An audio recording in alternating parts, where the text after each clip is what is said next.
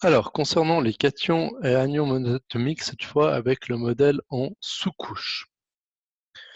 De manière générale, pour former un cation ou un anion monatomique, les électrons vont être retirés de la dernière couche partiellement occupée ou entièrement occupée. Donc, je vais enlever des électrons sur la sous-couche électronique qui est la plus haute en énergie.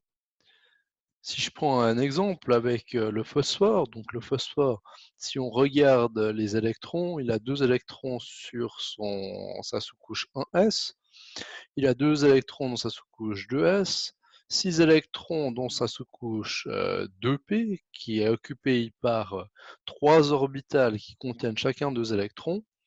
La 3s, il y a 2 électrons dans sa sous-couche, et la 3p a une sous-couche qui est partiellement occupée, qui contient au final 3 électrons.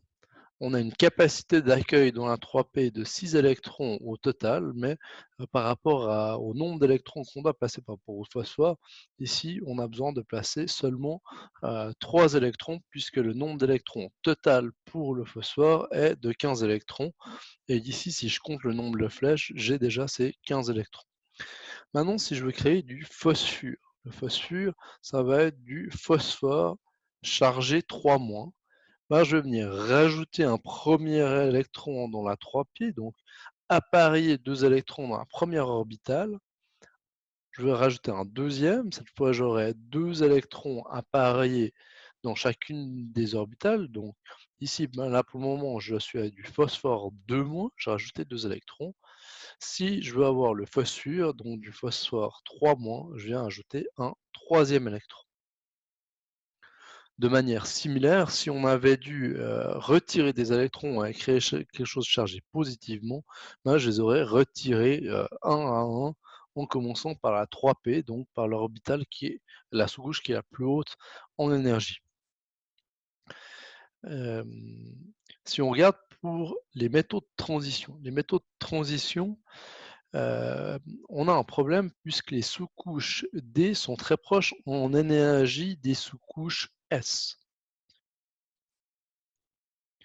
Donc si je regarde le cuivre, par exemple, normalement, ça devrait être du 3D9 en ordre de remplissage électronique. Le cuivre, normalement, ça devrait être du 3D9 4S2. Puis on se rend compte que c'est une exception. Et puis que c'est pas ça, mais que sa structure électronique, c'est du 3D10 4S1. Et ici, ce qu'il faut se rendre compte, c'est que même si par hasard on mettait ces sous-couches électroniques, donc ces sous-couches électroniques, normalement on devrait avoir la 4S, puis la 3D, selon un ordre de remplissage en énergie.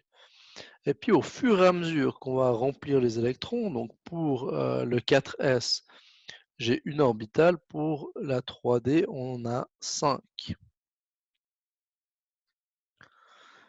Et on se rend compte que quand on remplit les électrons, donc ici, normalement, pour le cuivre, je devrais avoir un électron là, et puis je vais avoir 10 électrons dans ma 3D10. Et puis, ce qu'on vient nous dire en haut, c'est qu'elles sont tellement proches en énergie que des fois, même si l'ordre selon la règle de Madelung fait que la 4S est avant la 3D, ben, des fois, cette 4S, elle va être un petit peu plus en haut. Et puis à ce moment-là, c'est ici qu'on va avoir qu'un électron. Donc on a pas mal d'exceptions. Et puis la règle de Madelung nous donne un ordre énergétique des orbitales, mais uniquement des orbitales vides, et pour un atome bien particulier qui est l'hydrogène. Donc pour les métaux de transition, on a une exception ici. La réalité fait que l'argon, c'est le cuivre, c'est de l'argon 3D10 4S1 et puis pas 3D9 4S2, comme la règle de Madelung normalement le dirait. Donc, on a des fois, en mettant des électrons dans ces orbitales atomiques, elles peuvent légèrement changer de niveau d'énergie. Donc ici, si je viens juste effacer ce que j'ai fait pour pouvoir lire.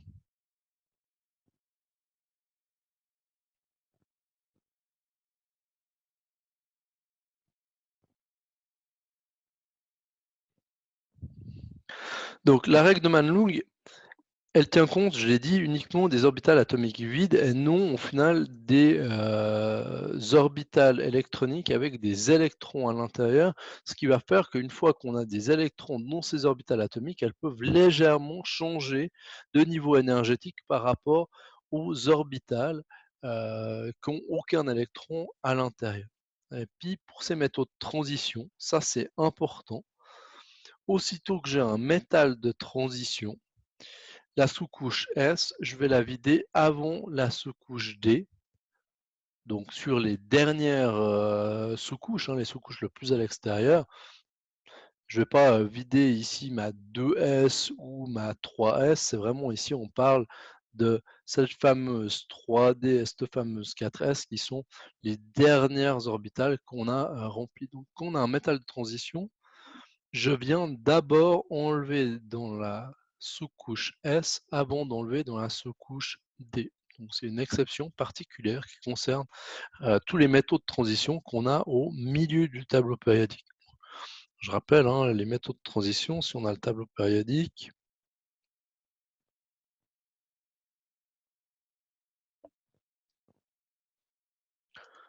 les métaux de transition, ça va être tous ceux qu'on a ici. Donc ici, j'ai mon cuivre, c'est de l'argon 3D10 4S1. Et puis par rapport à la règle qu'on vient de voir, on nous dit qu'on va devoir enlever des électrons d'abord dans un 4S. Donc l'électron que je vais venir supprimer, le premier, ça va être celui-là, là. Et puis ensuite, je vais en supprimer un parmi les deux ici sur une des orbitales de la sous-couche 3D. Donc si on regarde, ici j'ai du cuivre plus, un plus, où j'ai supprimé cet électron dans cette orbitale 4s. Et si j'avais du cuivre 2+, à ce moment-là, j'ai supprimé un deuxième électron dans une des orbitales D qu'on a ici en haut.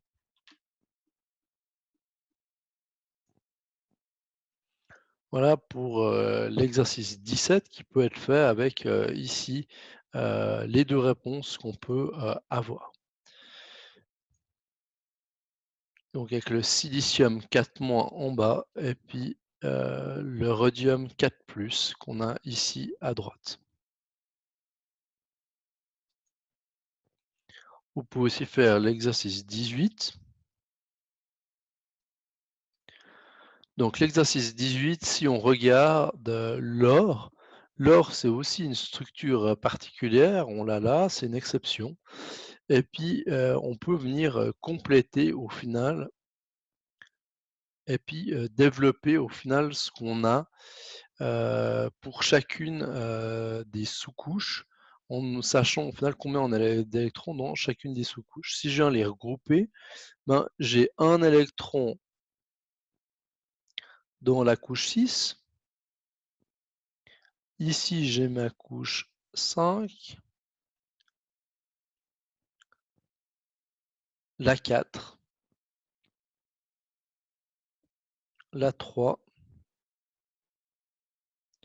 la 2 et puis la 1. Puis si on vient regarder le nombre d'électrons qu'on a en tout, on les trouve ici. Maintenant, on me dit de supprimer mes électrons. Donc pour former de l'or 3+, je vais devoir supprimer 3 électrons. Le premier électron que je vais supprimer, c'est celui de cette 6s. Et puis ensuite, je vais venir supprimer 2 électrons au niveau de la 5D.